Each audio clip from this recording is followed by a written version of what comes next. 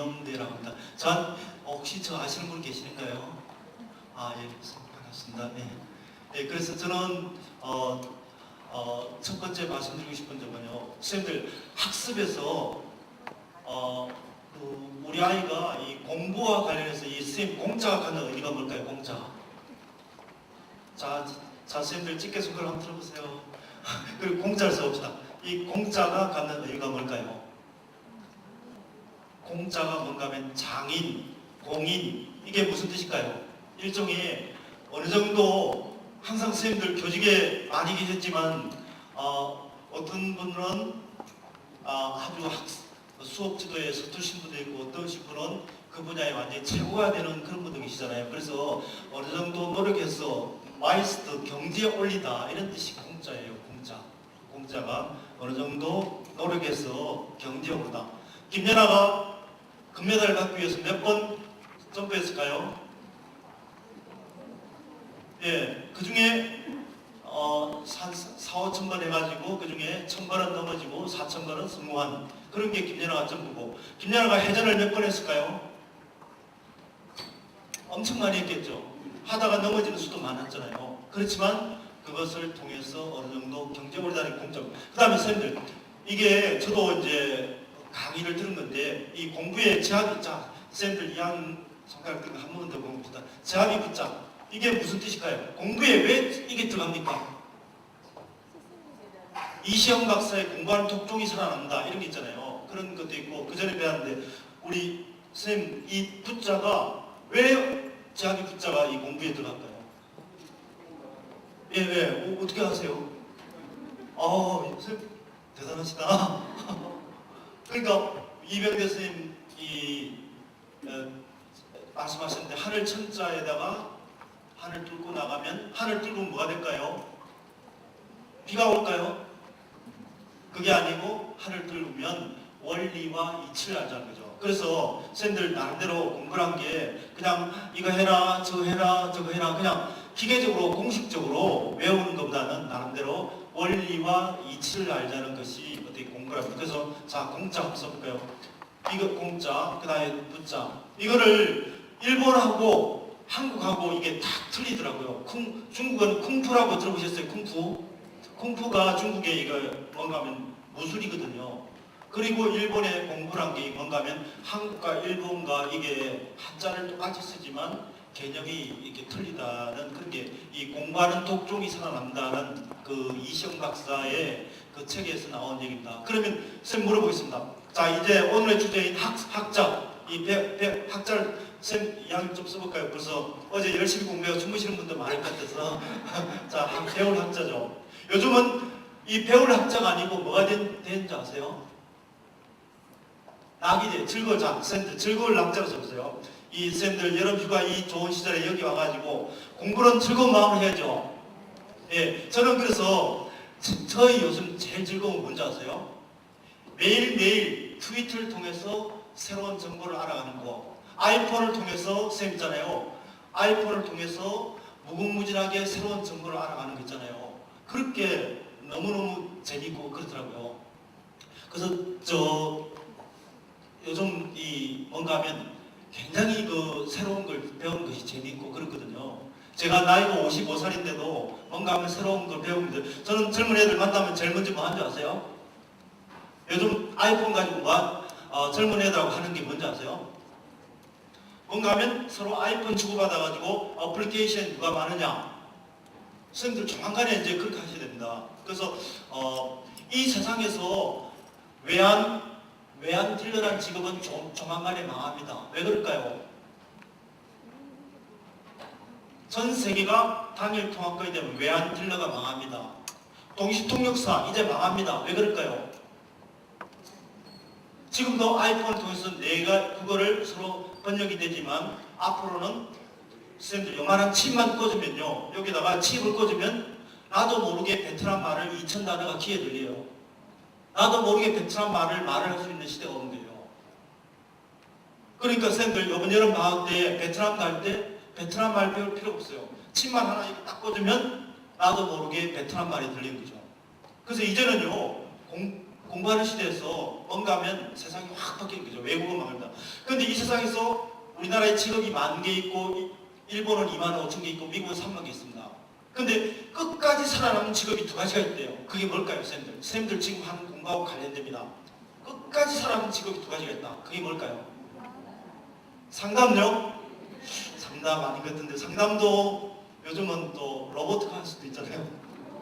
안 될까요? 상담을 매뉴얼하고 표준화하면 어느 정도 앞으로 의사선생님도 필요 없다고 합니다. 왜냐하면 우리가 3개월 동안 의사선생님 만나고 3분이 만나잖아요. 로봇가 의사하고 로봇가 표준화되는 그런 시대가 될 거예요. 끝까지 사람 직업 2가지가 있어요. 우리 아이들, 선생님들, 우리 아이들이 학생이니까 공부해야 됩니까? 공부를 해야 될 진짜 이유가 뭘까요? 학생이니까 공부해야 됩니까? 공부를 해야 될 진짜 이유가 뭘까요? 저같이 뭐 새로운 걸 배우니까 즐거워서 공부합니까? 그것도 공부 재미없는 사람들 많잖아요. 먹고 살기 위해서요? 그런 것도 있고 또 뭐가 아이들이 쌤들 저 공부하기 싫어요. 쌤 공부를 꼭 해야 됩니까? 공부를 왜 해야 됩니까? 국어 공부를 왜 해야 됩니까? 수학 공부 왜 해야 됩니까? 영어 공부 왜 해야 됩니까? 과학 공부 왜 해야 됩니까? 이거 안 하면 못 삽니까? 어떻게 쌤들 답하실 겁니까? 공부를 진짜 해야 되는 이유가 뭘까요? 그건 뭔가 하면 이겁니다. 쌤들 요즘은요 운 나쁘면 130살에 돌아가신대요. 그게 뭔가 하면 아까 말씀드린 대로 쌤들 요즘은요 집만 하나 깔면 10년 더 살고 집 2번 깔면 20년 더 살고 집 3번 깔면 30년. 그래서 150살까지 사는 것은 가격입니다. 쌤들 62세 정년하고 아직도 90년 남았습니다. 뭐 하실 거예요? 그래서 문제는 뭔가 하면요 우리 아이들이 지금 호주에서 지금 대학 나온 아이들은 앞으로 직업을 몇 개 가질 것 같아요? 40개를 갖는데요. 이제는 직업이란 개념이 호주에서 지금 나온 25살짜리 애가 앞으로 60년 돈 더 벌어야 됩니다. 85살까지는 일해야 됩니다. 그 사이에 직업을 40개를 갖습니다. 직업이란 개념이 한 군데 모여서 하는 개념이 아니고 직업이란 개념은 프로젝트 단위로 모였다가 헤쳐지고 합니다. 그럼 앞으로 그 아이가 60년 동안 먹고 살려면 필요한 게 뭘까요? 직업을 몇 개 간다 그랬죠? 한 40개 정도 가지려면 이 세상에서 제일 큰 스트레스가 뭔지 아세요? 이 직업을 가졌다가 다른 직업 갖고 그게 이 세상에서 가장 큰 스트레스예요. 그 스트레스를 완화하는 방법 중에 하나가 뭔가 하면 공부하지 않으면 살아남지 못한다. 새로운 것을 자기 거로 받아들이지 않으면 살아남지 못한다. 그래서 우리 아이들이 공부를 해야 되는 진짜 이유가 뭘까요? 그것은 뭔가 하면 우리 아이들이 앞으로 지금 학교 공부 지겹지, 재미없지, 별로 쓸 거 없지. 그러나 공부를 함으로써 우리 아이들이 사회에 나가서 50년 내지 60년 동안 먹고 살 수 있는 기초를 그 how to survival 어떻게 살아남느냐를 살아남는 거죠. 왜냐하면 20년 뒤에 세상이 지금 있는 직업의 80%가 없어집니다. 지금 있는 직업의 80%가 없어지고 새로운 직업이 생깁니다. 그러면 어떻게 될까요? 그 새로운 직업에 관해서 그것을 알아야 자기 거로 만들 거죠. 그러면서 이 쌤들이 우리가 공부를 해야 되는 진짜 이유는 뭘까 하면 앞으로 사회에 나가서 어제 이재경 교수님한테 배우셨죠 여러분들? 이제는 라이프롱 커리어 디벨롭입니다. 여러분들이 앞으로 선생님 정년하고도 앞으로 90년 더 살아야 되고 최소한도 20년 이상은 더 뭔가 하면 커리어 활동을 해야 될지 모르는 상황입니다. 그런 상황에서 우리 아이들이 필요한 것은 뭔가 하면 사회에 나가서 공부를 해야 됩니다. 자, 그 다음에 쌤들 배울 학자 얘기했고 배울 학자가 아니고 요즘 뭐라고 그랬죠? 즐거울 락으로 바뀐다고 그랬죠. 그 다음에 자 학습 쌤들 이거 잘 하시는 이거 이병대 쌤 자 손가락 드세요. 자 아니 전부 다 자 직계 손가락 드시가지고 자 위에 새가 몇 마리 날죠? 새우자 밑에 새가 몇 마리 날고 있죠? 2마리 날고 있잖아요. 근데 그 밑에는 뭐가 있을까요? 그 밑에 자 쌤들 1, 10, 100, 100 자 100을 써보세요. 100에서 위에 1을 빼세요. 그러면 이게 학습의 새우자 2마리 밑에 이게 있는 거죠. 그러면 이게 저도 강의 들은 건데요. 제가 그냥 지어낸 얘기가 아니고 어디서 들은 얘기인데 새가 날기 위해서는 몇 번 날갯짓을 해야 될까요? 예? 몇 번요? 99번이에요. 빼기 1은 얼마예요? 99번. 새가 날기 위해서는 근육질 포함해서 최소한도 99번 이상은 뭔가 움직여줘야, 근육을 움직여줘야 새가 이렇게 날 수 있다는 거예요. 그러면서 중요한 것은 뭔가 하면, 이제는 뭔가 중요한 것은 뭔가 하면, 선생님들 여기서 강사들이 이런 것도 있다, 이런 것도 있다, 여러분들 다 열심히 적으셨죠? 근데 보니까 어떤 분은 노트 열심히 하신 분도 있고, 어떤 분은 백 상태인도 있고, 어떤 분은 머리에 한다고 했지만, 우리가 에빙하우스의 망각곡선에 의해서 다 까먹잖아요. 선생님들 오늘 시험 본데, 자, 스마트 기법의 M이 갖는 의미가 뭐예요? M. 예?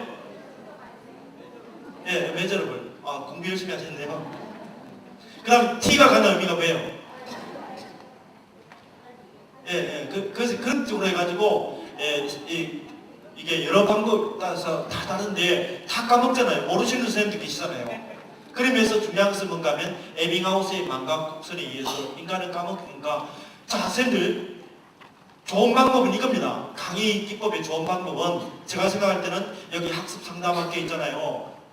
여기 하셨잖아요. 자, 우리 누가 카페를 하나 만드신 거예요. 카페를 만들어서 선생님들이 앞으로 오늘만 보고 이제는 오늘 헤어지면 끝이잖아요. 그렇지만 전국에 계시면서 선생님들 어디에 단재 연수원 가서 학습에 가서 배웠다. 그러면 그걸 올린다든지, 안 그러면 뭘 올린다든지 해서 카페에 가입하고 싶은 사람 한 100명이 가입해가지고 정보를 한 개씩만 올린다. 그러면 선생님 한 개 올리고 한 개 올리고 한 개 올리면 가볍게 앉아서 선생님 몇 개를 건지죠? 100개를 건지잖아요. 그게 진짜 학습이에요. 학습이라는 것은 강사가 이런 게 있습니다, 이런 게 있습니다, 이런 게 있습니다 얘기하는 것보다도 뭔가 하면 선생님들이 이제는 자기주도 학습 해가지고 자기주도 학습을 통해서 뭔가 이 자료를 올리면 그걸 통해서 이렇게 정보를 받는다. 제가 요즘 선생님들 진로가 앞으로 엄청 중요합니다. 내년도부터요, 뭘 한지 아세요? 모든 학교에, 중고등학교에 진로 상담교사를 지금 배치를 하려고 합니다. 그 이유가 뭔지 아시죠? 내년도부터 교육과정이 바뀌면서 수없이 이렇게 선택 과목으로 되면서 등등 해가지고 있거든요. 그러면서 이 뭔가 하면 학교에서 이렇게 뭔가 하면 아이들의 공부라든지 진로, 진학과 관련해서 그런 것만 전문적으로 수업 안 하고요. 그것만 전문적으로 한 선생님을 이렇게 배치를 내년도에 한 4,000명 정도 배치를 하려고 하고 있고, 또 한 뭔가 하면 등등 그런 식으로 해가지고 학습과 관련된 그런 내용을 엄청나게 강조합니다. 진로가 지금 엄청 뜨고 있습니다. 왜냐면요, 지금 진로 코디네이터라고 들어보셨어요?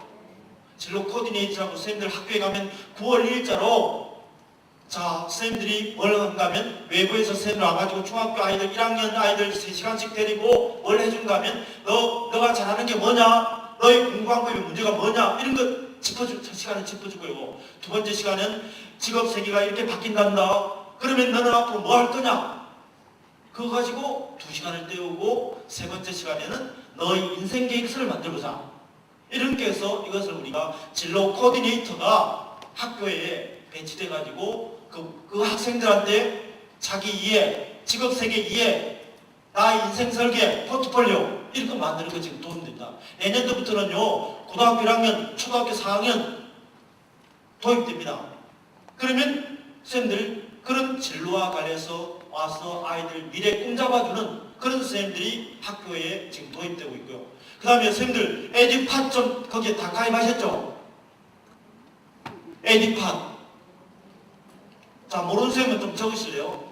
따따따 이거를 모르면 앞으로 진학지도 진로 상담을 아무것도 할 수 없어요.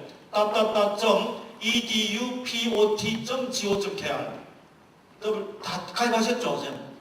예, www.edupot.go.kr. 자, 이 사이트가 지금 작년도에 개발돼가지고 지금 거의 전국에서 중학교, 고등학교 아이들 다 가입되고 선생님들 다 가입했고 이제는 학부모가 가입합니다. 그러면요, 지금 대학 입시에 자, 여러분들 아주 유명한 선생님들이 많이 오셨죠? 손준 선생님 강의 들었습니까? 느낀 점 뭡니까? 신나게 공부하자. 그분이 대단한 사람이잖아요. 근데 거기에 선생님들이 꼭 아셔야 될 것은요, 대학 가는 방법이 지금 정시와 수시 비중이 몇 대면 61대 39. 그 다음에 수시는 크게 몇 가지 유형? 6가지 유형. 학교 내신을 가지고 하느냐, 특기를 가지고 하느냐, 그 다음에 입학사정관을 통해서 하느냐, 또 여러 가지가 있거든요. 6가지가 있거든요.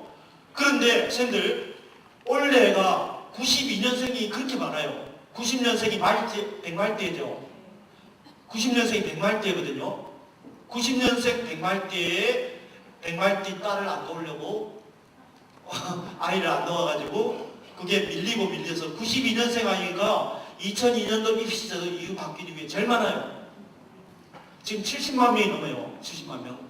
그 수능 보는 애들이 70만 명이에요. 그러니까 작년에 또 수능이 엄청 쉽게 나왔잖아요. 그러니까 작년에 애들이 또 밀리고 하니까 또 아이들이 지금 저도 대학에서 강의하고 있지만 애들이 반수하고 해가지고 원래 입시가 2002년 입시제도 이후에 제일 많이 바뀝니다. 근데 수시가 아까 몇 프로라고 그랬죠?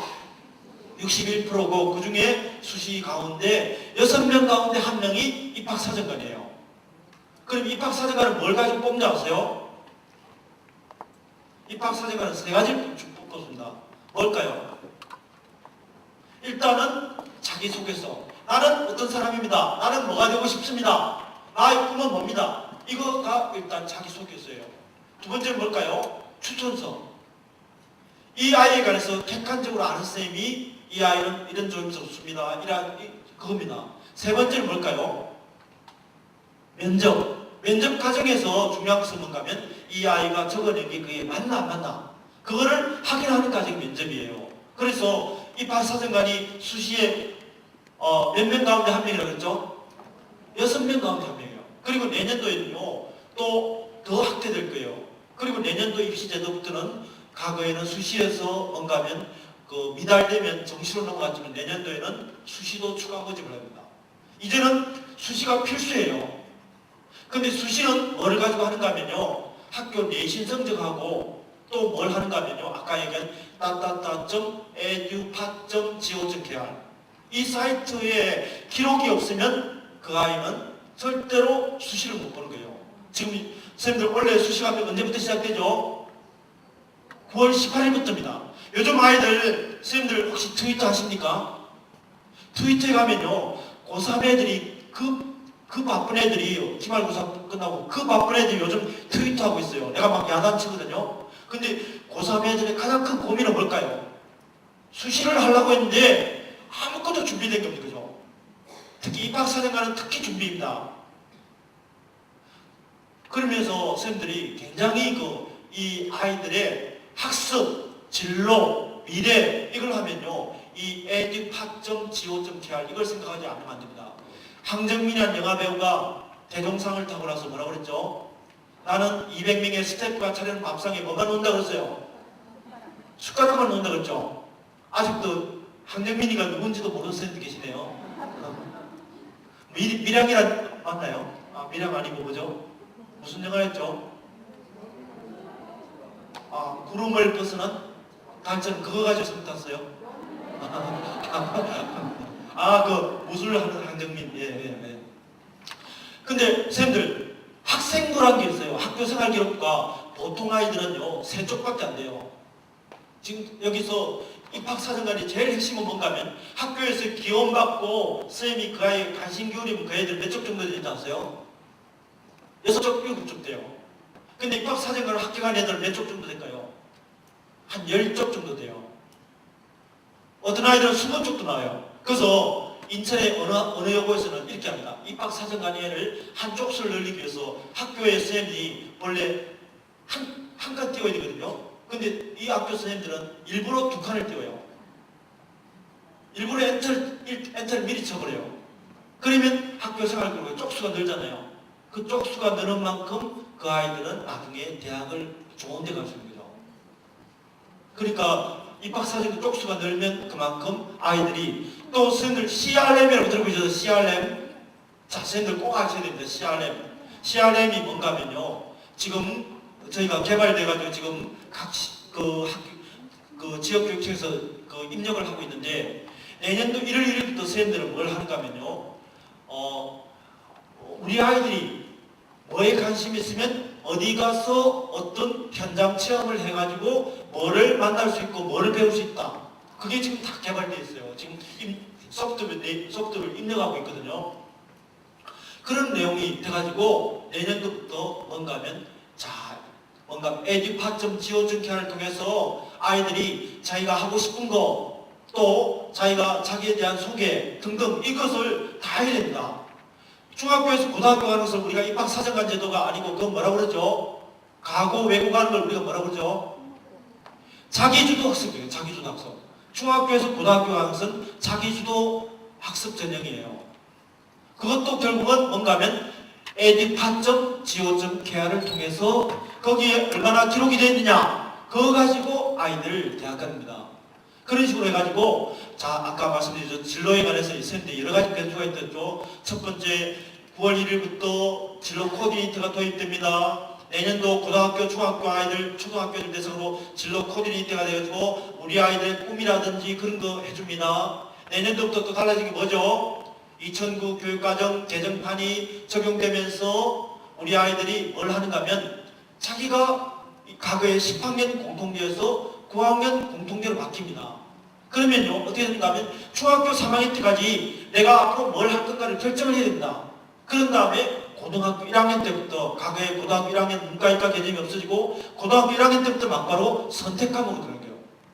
지금 선생님들 학교 현장에 가면 내년도 고등학교 교육과정 편성하고 있거든요. 거기에 가면 우리 학교는 음악, 미술을 언제 제공하고 체육을 하고 등등 제2 외국하고 등등 이런 거 지금 만들고 있거든요. 그러면서 이제는 고등학교 아이들이 내가 뭘 하겠다 그런 선택을 하는 그런 겁니다. 그런 식으로 해가지고 좀 남는 선생님들이 어떻게 된가 하면 진학, 진로 상담 이런 쪽으로 배치되고요. 그리고 지역교육청도 이제 바뀝니다. 지역교육청도요. 과거에 장학이라든지 감사 이런 게 있지만요. 이제는 지역교육청이 성남 같은 데는 큰 데는 그런 기능을 다 갖고 조그만 교육청은 뭘 하는가 하면 이제는 뭔가 학교를 지원하는 기능, 상담, 진로 이런 쪽으로 지원하는 기능을 갖게 되는 쪽으로 바뀝니다. 그리고 이제는 중학교 3학년에서 새로운 과목이 생기게 되거든요. 내가 중학교 3학년에서 진로와 직업이라는 과목이 생겨가지고 공부란 무엇이고 등등 이런 내용을 다루도록 이렇게 달라집니다. 엄청 이제 뭔가 하면 진로라든지 이런 시장이 바뀌어지거든요. 저는 그래서 교육부 하는 정책을 옆에서 이렇게 도와주면서 이렇게 실제로 이런 내용을 하기 때문에 앞으로 진로와 관련 내용이 쌤들이 엄청 이렇게 많이 강조될 것 같아서 우리 아이들이 공부를 해야 되는 진짜 이유가 뭘까요? 아까 말씀드렸지만 내가 앞으로 4, 50년 동안 뭘 할 거냐를 하기 위해서 그 기초를 만들어야 됩니다. 그리고 선생님들 이런 게 있습니다. 그 자혜원이라고 혹시 들어보셨어요? 미혼모 센터 있잖아요. 그런 데 가면요. 중학교, 고등학교 아이들이 이렇게 막 나쁜 오빠 만나가지고 그런 경우가 있거든요. 근데 문제는 뭔가 하면 그 아이들요. 먹여주고 재워주고 다 해줘요. 애기 놓으면 입양도 해줘요. 근데 문제는 뭔가 하면 그 아이들이 나중에 또 들어온대요. 한마디로 말해서 수렁에 빠진 그런 거죠. 근데 그것을 돌파하려면 뭐가 가장 필요할까요? 선생님들이 뭐 성상담, 와다상담 아무리 열심히 해도 그 애들이 내가 앞으로 커서 뭘 하겠다. 그러기 위해서 나는 고등학교를 어떻게 복귀하겠다. 그런 것이 안 되면 아무 소용없는 거죠. 그 다음에 남자애들이 욱하는 마음에 뭘 하죠? 폭력을 휘둘잖아요. 학교 폭력. 그래서 그 아이들이 소년원에 가거나 보호관찰을 받지 않습니까? 법무부에서 했는데 그 아이들이 보호관찰을 풀어주고 싶다. 그럴 때 가장 필요한 게 뭘까요? 그 아이들이 앞으로 내가 뭘 할 것인가 하는 진학과 진로에 대한 그런 것이 안 들어가면 절대로 보호관찰을 안 풀어주더라고요. 그러면서 저는 선생님들 여기 말씀드린 모든 상담의 터미널은 진로다. 어떻게 동의하십니까? 왜냐하면 아까 얘기했듯이 성상담, 왕따상담 아무래도 결국 그 아이가 앞으로 뭘 해야 될지 그게 없으면 아무 소용 없습니다. 그러면서 선생님들 제가 볼 때는 이 모든 학습이든 이 진로에 대한 고민이 이런 거든 모든 그 결론은 그 진로관이냐 그러면서 저는 이 커리어라는 게 굉장히 중요하다고 생각하고, 어제 선생님들 이재경 교수님한테 여러분 얘기 들었죠?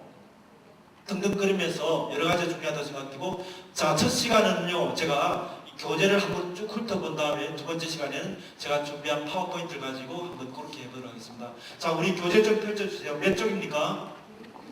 네, 자, 같이 한번 쭉 넘어가 볼게요.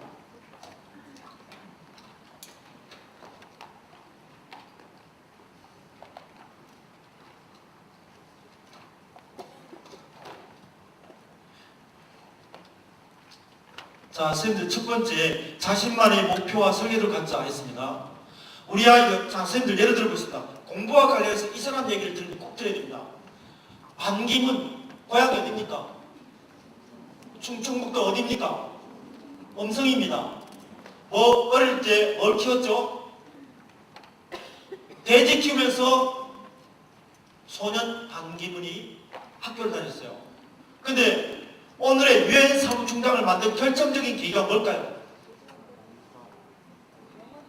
그거는 고등학교 때고요. 고등학교 때 케네디를 만났습니다.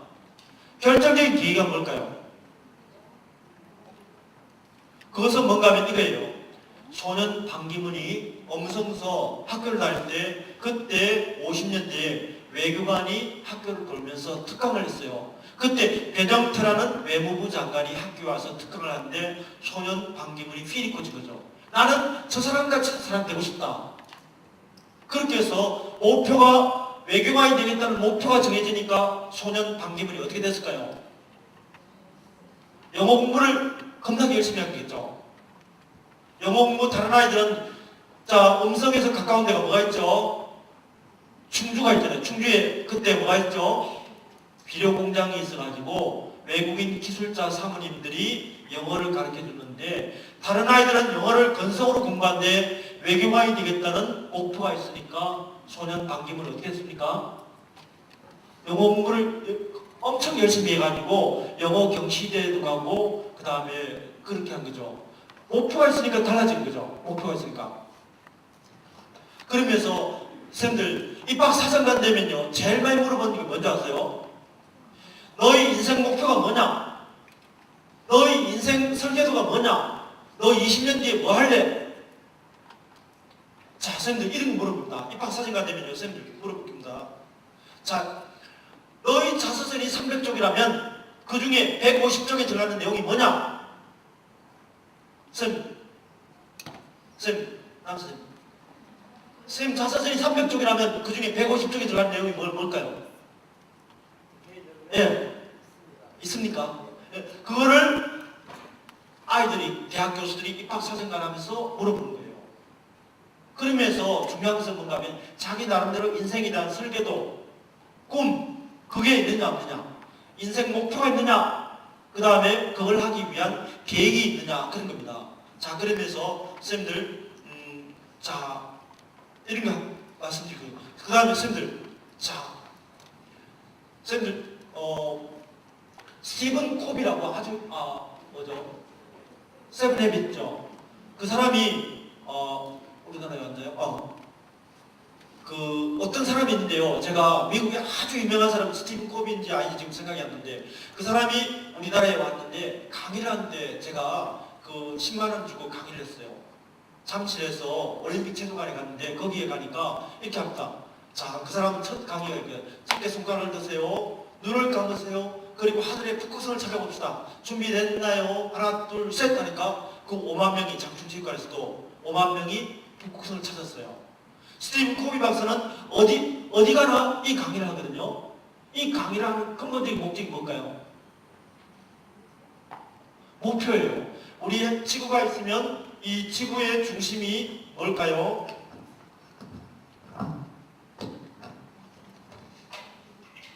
지구가 있으면 이 지구의 전국 쪽에 있는 게 뭡니까? 북극성이잖아요. 이 북극성이 없으면 어떻게 될까요? 지구가 어떻게 될까요? 자, 평택에서 배가 출발을 했는데 부산을 가야 되는데 엉뚱하게 상하이로 갈 수 있잖아요. 그러면서 중요한 것은 나의 북극성이 뭐냐? 북극성이 뭐냐? 이것을 찾는 과정이랄까 이겁니다. 그래서 그것을 우리가 뭐라고 하는가 하면 미션. 자, 선생님들 거기 좀 적어볼래요? 미션. 자신이 세상에서 살아가는 미션입니다. 지구가 좌절하는 기준이 북극성이라면 여러분은 왜 삽니까? 이 세상에 우리 아이들한테 얘기한 거죠. 너가 이 세상에 사는 이유가 뭐냐? 사람은 죽어서, 호랑이는 죽어서 뭘 남기죠? 사람은 죽어서 뭘 남기죠? 이름을 남기잖아요. 그러면 너가 이 세상에서 과연 너라는 사람이 이 세상에서 120살에 죽었을 때 어떤 이름으로 기억되고 싶으냐? 그것을 내가 이 세상에서 뭔가 남기고 싶은 미션이죠. 자, 선생님들 그 밑에 보면 빌 게이츠의 미션은 뭐였을까요? 모든 사람의 책상 위에 컴퓨터를 두는 것이 빌 게이츠가 이 세상에 사는 이유였어요. 헨리 포드가 이 세상에 사는 이유는 뭘까요? 값싼 가격에 많은 사람에게 자동차를 이용하겠다는 것을 우리가 그 헨리 포드의 미션인 거죠. 그러면서 그 밑에 보면요, 예일대학교에서 조사했는데, 미국 예일대학교에서 졸업생을 대상으로 조사했습니다. 지금 현재 당신은 구체적인 목표를 글러써서 소지하고 있습니까? 이 질문에 단지 그 예일대학교 좋은 학생들이 단지 3%만이 글로 쓴 자신의 목표를 갖고 있었습니다. 20년 뒤에 이 아이들이 바뀌었을 때 어떻게 됐을까요? 20년 뒤에 어떻게 됐을까요? 20년 뒤에 어떻게 됐을까요? 이 3%가 갖고 있는 재산이 전체의 70% 이상 있답니다. 자, 학생들 이렇게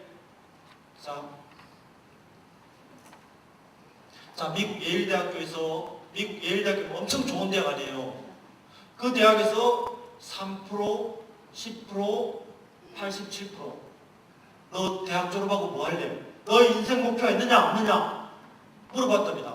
근데 이 스마트라고 글로 쓴 구체적인 목표가 갖고 있는 사람이 3%라면, 나름대로 자기 나름대로 목표가 있는 사람이 10%라면, 그 다음에 전혀 일단 예일대학교 졸업하면 뭔가 되겠지 하면서 그런 식으로 사는 사람이 이렇게 됐답니다. 근데 20년 뒤에 이 사람들이 45살 됐을 때 물어봤습니다. 돈이 인생의 전부는 아니지만 돈으로 따져봤을 때 돈으로 따져볼 때 어떻게 됐을까요? 이렇게 됐답니다. 이 사람들이 갖고 있는 재산이 70%고 뭐 한 13%고 나머지랄까 이런 식으로 뭔가 하면 돈이 인생의 전부는 아니지만 무조건 열심히 하는 거, 무조건 열심히 공부하는 게 그게 중요한 겁니다. 중요한 것은 뭔가 하면 무엇을 향해서 하느냐, 그런 차원에서 선생님들이 자, 미국 예일대학교에서 조사해 보면요, 단지 3%만이 글로 쓴 목표를 갖고 있었다고 대답했습니다. 나머지 97% 졸업생은 그저 인생 목표를 생각만 하거나 아니면 장래 무엇이 되겠다는 식으로 했습니다. 20년이 지난 후 예일대학교는 졸업생 중 생존자를 대상으로 이들의 성공 여부를 조사했습니다. 그런데 충격적인 사실이 밝혀졌습니다. 3%로 해당되는 사람이 갖고 있는 재산이 나머지 사람들 재산보다 훨씬 더 많았다는 겁니다. 그런 식으로 해가지고 나름대로 목표가 있느냐 없느냐 그럽니다. 박지성이 본받고 싶은 사람 누구였을까요? 차범근이었어요. 그러면서 박지성이 있잖아요. 중학교하고 박지성하고 차범근하고 중학교가 똑같아요. 왜 그런지 아세요? 박지성이 차범근 같은 사람이 되고 싶다 해가지고 선생님들 인터넷에서 박지성의 꿈이라고 찾아보세요. 그러면 박지성은 백발이 되고 키도 조그만했어요. 코치한테 맨날 야단 맞았어요. 근데 다른 아이들 야단 맞을 때 어떻게 했을까요? 그냥 고개 끄덕하고 끝이었겠죠. 근데 소년 박지성은 어떻게 됐을까요? 나는 차범근 같은 사람이 되겠다. 그런 생각에서 코치가 얘기한 대로 그림을 다 그려가지고 자기 한 개 고쳐 나갔죠. 그리고 끝에는 반드시 이렇게 했어요. 10년 뒤에 내가 국가대표가 되겠다. 그런 식으로 해가지고 자기 나름대로 한 거죠. 김연아가 본받고 싶은 사람 누구였을까요? 미셀 칸이었어요. 김연아 여기 6살 때인가 7살 때 자기 집 옆에 마침 그 아이스링크가 있었지만 그때 미셀 칸이 하는 걸 보고 미셀 칸 같은 사람이 되고 싶다. 그렇게 한 거죠. 그 다음에 신지혜가 본받고 싶은 사람 누구였을까요? 네, 박세리였죠. 그래서 박세리 퀴즈라고 88년생 여자애들이 1988년도에 98년도에 이 아이들이 10살 때 박세리가 양말 벗고 골프 치고 따라하고 싶은 게 박세리 퀴즈입니다. 그러면 오바마가 본받고 싶은 사람 누구였을까요? 예, 링컨이었죠. 오바마가 미국 대통령이 되겠다는 게 결심한 시기는 몇 살이었을까요? 오바마 아버지가 누굽니까? 케냐 출신이잖아요. 하와이에 가서 오바마 엄마랑 결혼했는데 이 오바마 아빠가 워낙 이 케냐 국가대표라는 인식이 강해가지고 뭘 했는가 하면요. 그 와이프도 애도 준다는 장학금을 거부하고 혼자 하버드 대학 가서 박사학위 따고 케냐로 되돌아갔어요. 그래서 오바마 엄마가 절대로 이제는 결혼하지 않겠다고 했는데 인도네시아 남자가 오바마 엄마를 좋아가지고 오바마 엄마가 안 되니까 오바마 외할아버지를 설득해가지고 1년 동안 설득해가지고 이 오바마 엄마를 데리고 인도네시아에 갔거든요. 근데 오바마가 인도네시아 가니까 완전히 놀림감이 됐죠. 시커먼 애가요. 놀림감이 됐죠. 그 가정에 오바마 그때 나의 꿈을 적어내라고 했는데 뭘 적었는가 하면 오바마가 나는 미국 대통령이 되겠다고 했습니다. 사람들이 다 웃겼다고 그랬어요. 흑인이겠다 등등 그런 애가 어떻게 되겠냐 그랬다 하셨거든요. 근데 오바마가 나는 링컨 같은 대통령이 되겠다 그런 것을 잡았습니다.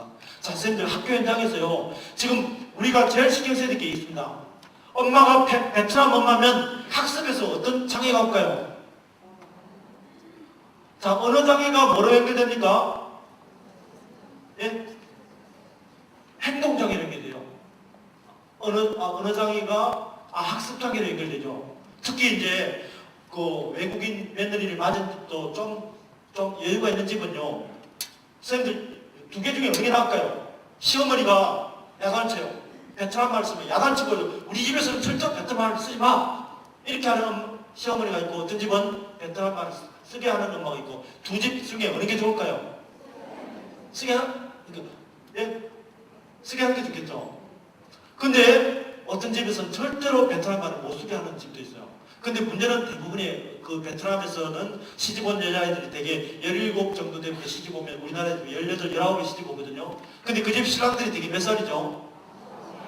40살 정도 되고 또 먹고 살기 바쁘니까 애는 낳았지만 애 교육에 신경을 못 쓰다 보니까 또 시어머니도 안 계시가면 베트남 엄마가 애를 키고 베트남 말만 하면 그리고 이제 정부에서 그런 경우 농촌 지역에 있으면 한 달에 15만 원인가 돈을 줘요. 양육비를 주면 그 돈을 가지고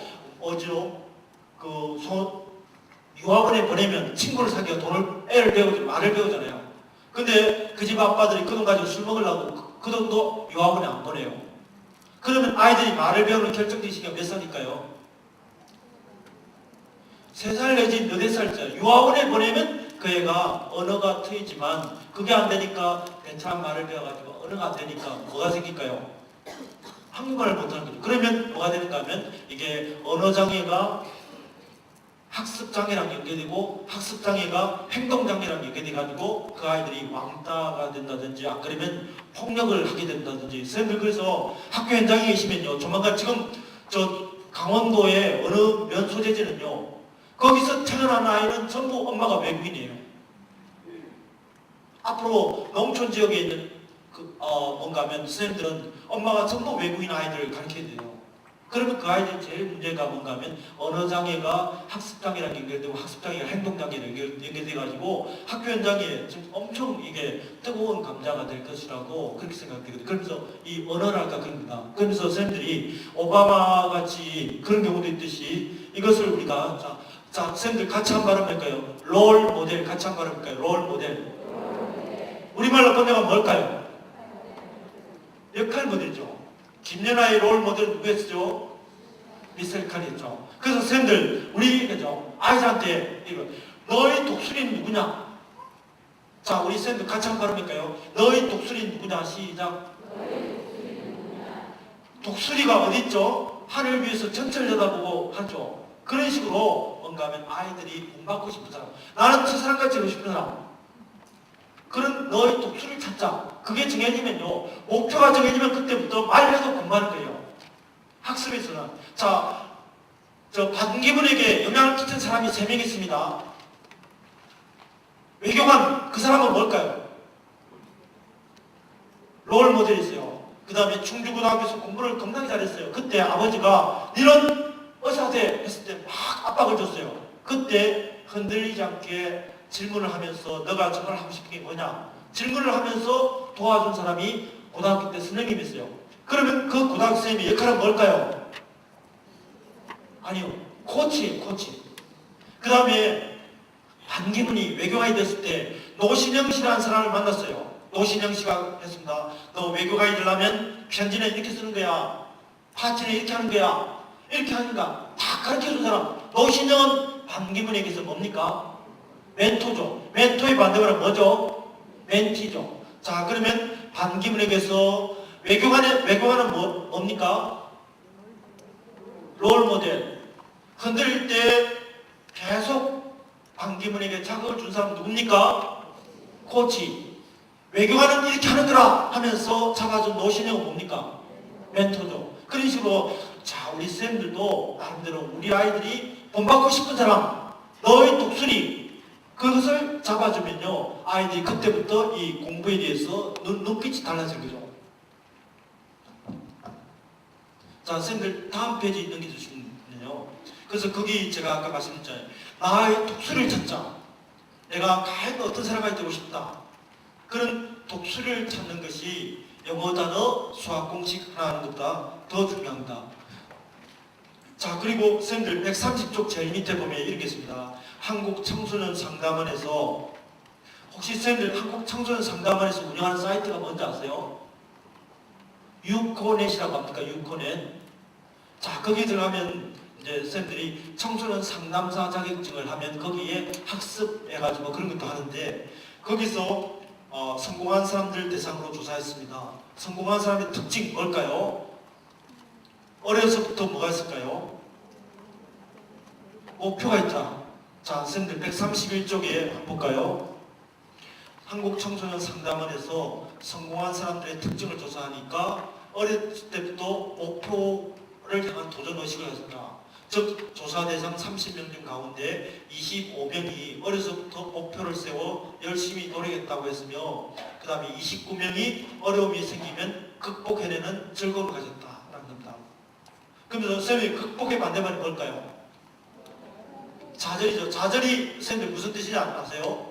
좌절은요 오른쪽에 있는 절이 우절이라면 왼쪽에 있는 절을 좌절이라고 한대요. 그런 식으로 해가지고 하는 거예요. 그래서 그 다음에 그 밑에 보면요 박성수 씨라고 아주 유명한 그 분이 있는데요. 그분은 성공한 사람의 특징, 성공한 사람들은 자기가 하는 일을 기쁨과 열정을 가지고 하더라. 두 번째, 성공한 사람들은 절대로 혼자 성공 못하더라. 성공한 사람 뒤에 누가 있을까요?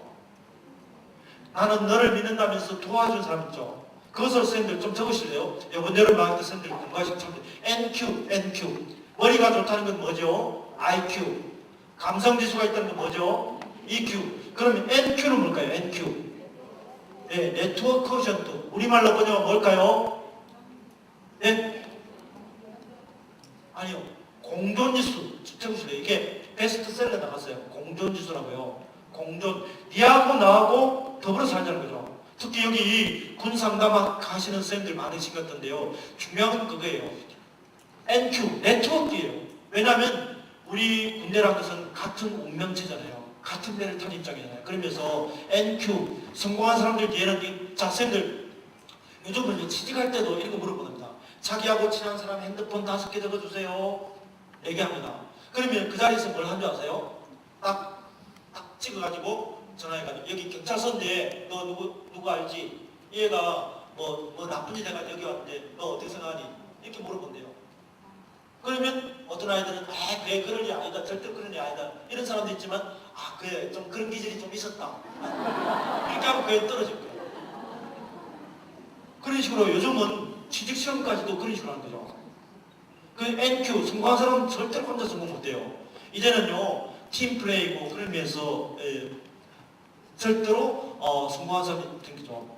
그 다음에 성공한 사람은 절대로 옛날 거 답습하지 않더라. 항상 새로운 공부하지 않으면 살아남지 못합니다.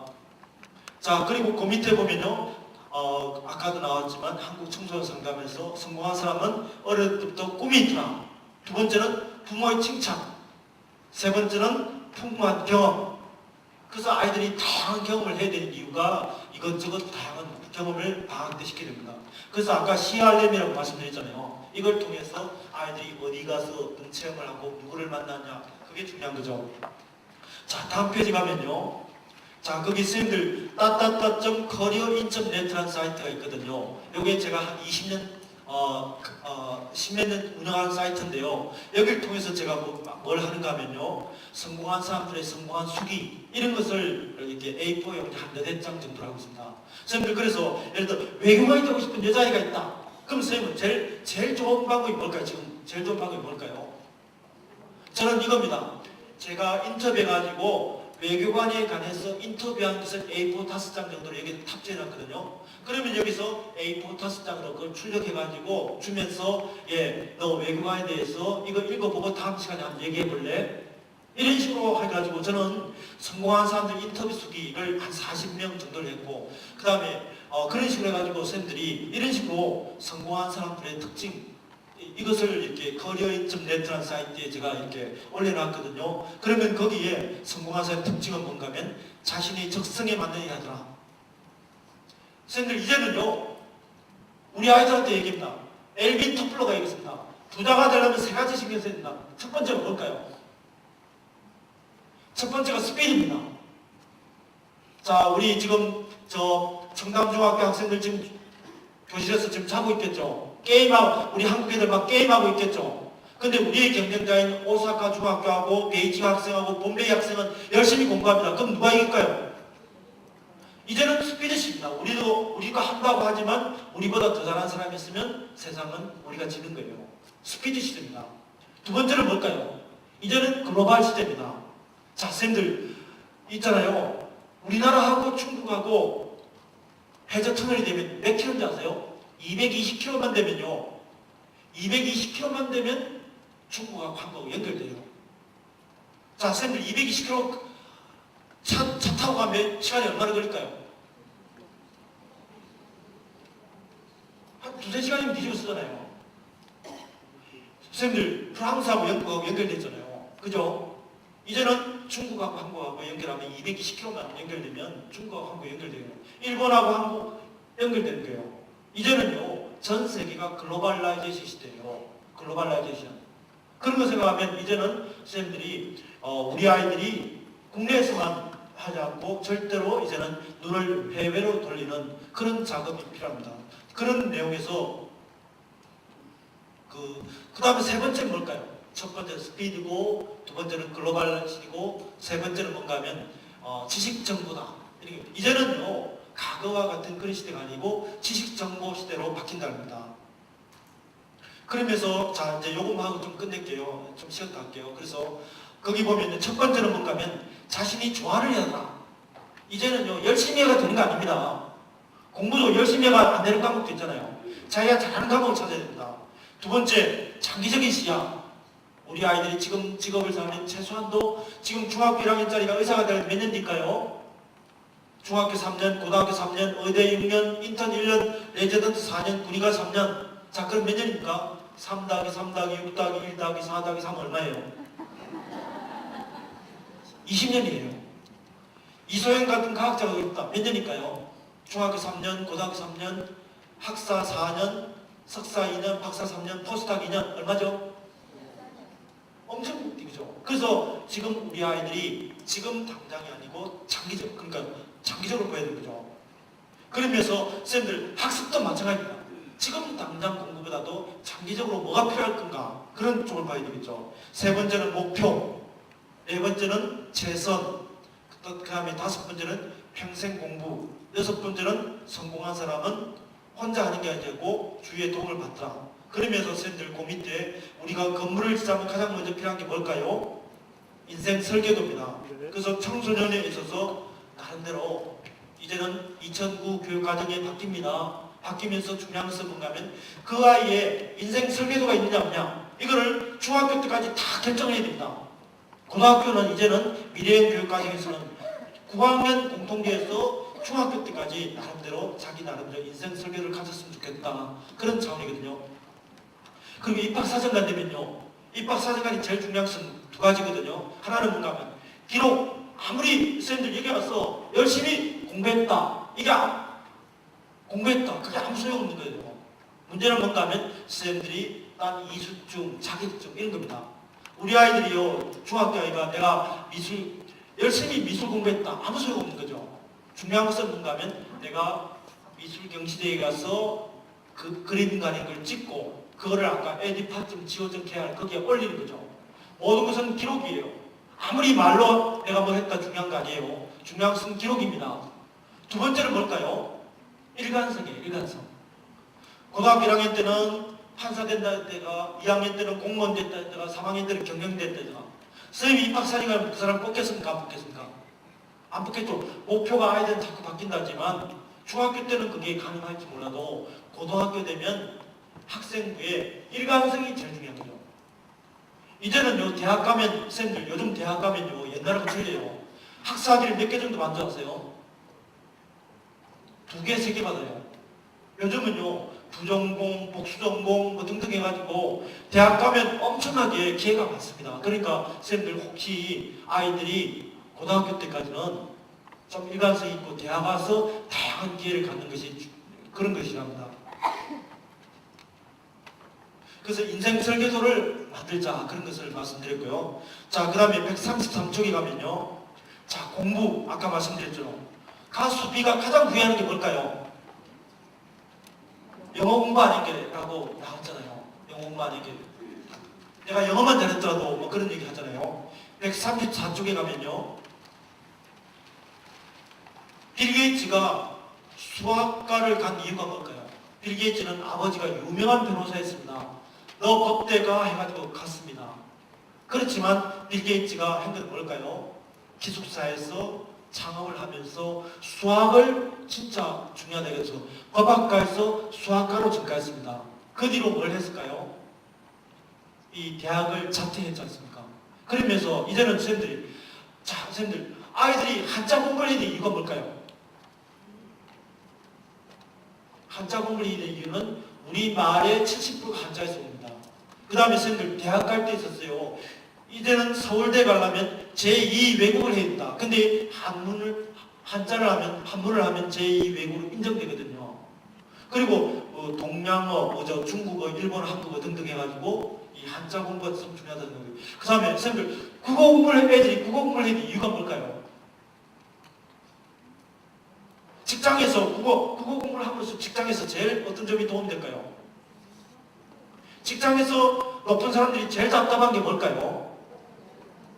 뭔가 하면 아이들이 글 쓴 거 말하는 거 있잖아요. 요즘은 PRC들하고 자기 자신을 알립니다. 근데 그러면서 이 국어 공부가 참 중요합니다. 선생님들 요즘은 RQ라는 게 있어요. RQ가 뭘까요? RQ. 초등학교는 3Rs라고 그래요. 3Rs가 뭐죠? Reading, Writing, Arithmetic이잖아요. 거기서 두 번째를 Writing이 WRITING, Writing Quotient라고 해서 요즘은요, 뭔가 하면 Writing Quotient가 중요하다는 거예요. Writing Quotient. 그래서 중요한 것은 뭔가 하면 영어를 잘한다는 것도 듣기를 잘하는 것보다도 영어를 잘하는 것은 어떻게 보면 영작이랄까 그런 차원에서 그러면서 우리가 국어 공부를 잘해야 되는 이유가 뭘까요? 이제는요, 모든 게 글쓰기 능력이 다른 거죠. 글쓰기 능력. 대학 간 데 있었어요. 자기소개서인데 이런 겁니다. 불암산 전기를 받아 태어난 나는 엄격하신 아버지와 자상하신 어머니 밑에서 이런 거 하면 다 떨어질 거예요. 왜냐하면 그게 너무 자기 생각이 없다는 거죠. 그러면서 요즘은 사회에 가면 갈수록 중요한 게 뭔가 하면 글쓰기 능력입니다. 영어를 공부해야 될 이유가 뭘까요? 앞으로 글로벌라이제이션 시대에서 영어는 기본이죠. 앞으로 외국어 4개가 뜬답니다. 앞으로 외국어 세계적으로 못하면 부자가 된답니다. 앞으로 외국어 이런 게 뜬답니다. 어떤 게 뜰까요? 영어는 기본이고 중국어 엄청 큰 시장이죠. 그 다음에 또 어떻게 뜰까요? 아랍어 쓰는 인구가 6억이랍니다. 또 어떤 게 뜰까요? 스페인어. 인도는 이제 영어를 쓰는 거예요. 스페인어. 등등 해가지고 외국어 3개 정도 못하면 부자가 된답니다. 그러면서 아이들이 외국어 공부를 하는 이유가 뭘까요? 아까 말씀드렸잖아요. 쌤, 칩만 까면요, 칩만 박으면 외국어가 자동으로 되는 시대가 됩니다. 근데 그거는 기본 단어가 2,000단어밖에 안 돼요. 1,000단어, 2,000단어밖에 안 돼요. 문제는 뭔가 하면 우리가 외국어를 공부해야 될 이유가 뭘까요? 그 나라, 그 문화에 대한 철학이라든지 역사라든지 이런 걸 알기 위해서 외국어 필요하죠. 그 다음에 아이들이 수학과 과학을 공부해야 될 이유가 뭘까요? 대학 가는 데 있어서 선생님들 수학에 차지하는 비중이 몇 프로 정도 될까요? 한 70% 이상 됩니다. 왜냐면요, 아이들이 초등학교 6년, 중학교 3년, 고등학교 3년 배우면 12년 동안 배워가지고 수능 보면 수학 평균이 몇 점 정도 나올까요? 40몇 점 정도밖에 안 나오잖아요. 근데 영어 언어는 60점, 70점, 80점 나오잖아요. 그러면서 선생님들이 아이들이 수학과 과학을, 요즘 주위에도 수포자라고 있죠. 수학을 포기한 애들 있죠. 근데 수학을 포기하면 절대로 좋은 직업을 못 가져요. 수학을 포기하면 절대로 좋은 대학 못 갑니다. 왜냐하면 이 수학과 과학을 통해서 우리가 이제는 필요한 것은 뭔가 하면요, 선생님들 이제 아이패드 써보신 분 계세요? 아이패드? 자, 아이패드를 써보시면요, 학교 현장에서 막 모든 게 달라져요. 선생님들 있잖아요, 아이패드가 되면 이만하면요, 여기에서 선생님들이 아이들이 아이패드 한 개씩, 이제 아이패드 한 60, 70만 원 하잖아요. 학교에 다 보게 되면요, 어떻게 되는가 하면 자기가 모르는 단어 있잖아요. 그러면 그걸 꾹 눌러요. 그러면 거기에 대해서 발음이 나오고 사전이 나오고 동영상이 나오고, 이 아이패드 하나만은요, 웬만한 선생님들이 자기주도 학습이 다 되는 거예요.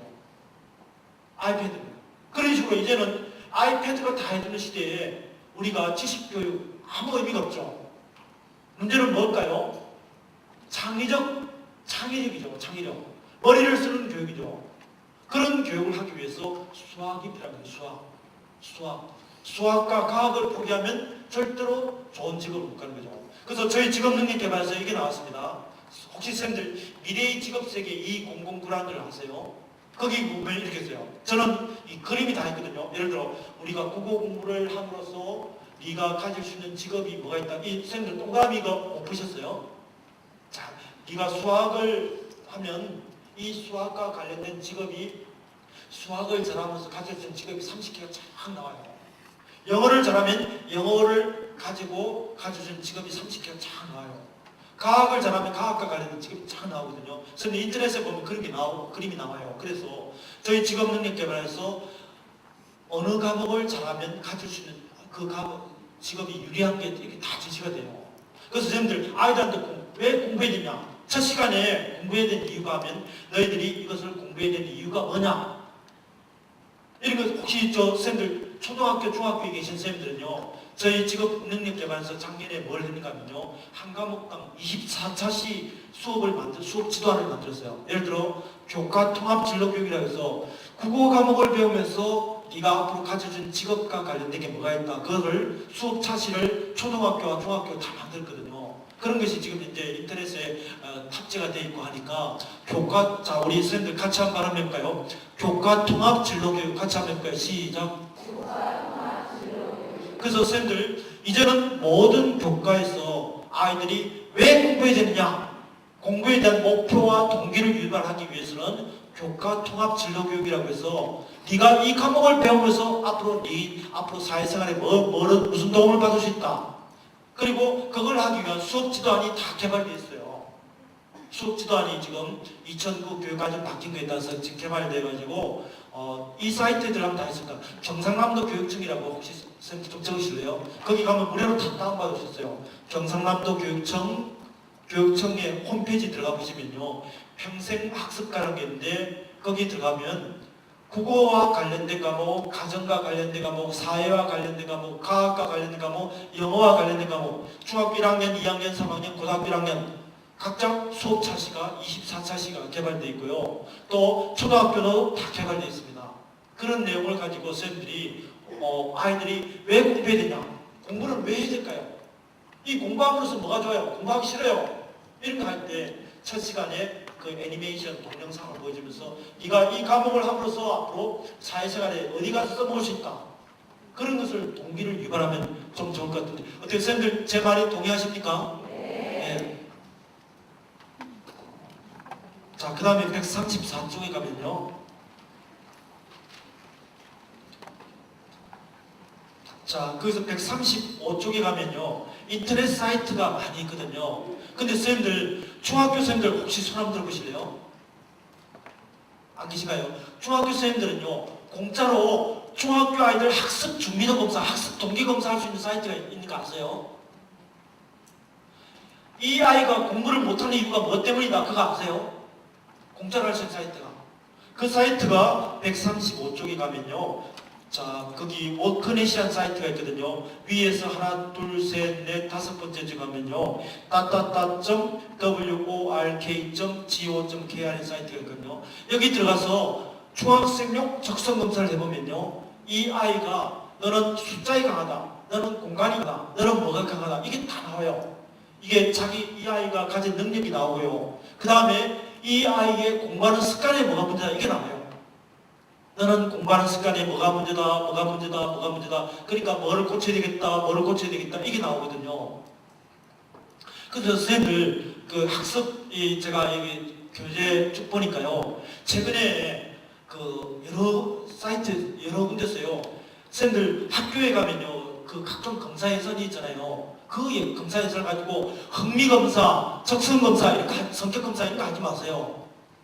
왜냐면요. 그런 것은 이미 여기 사이트에서 워크넷, 커리어넷에서 다 개발되어 있잖아요. 대신에 저는 쌤들한테 추천하고 싶은 학습 준비도 검사 있잖아요.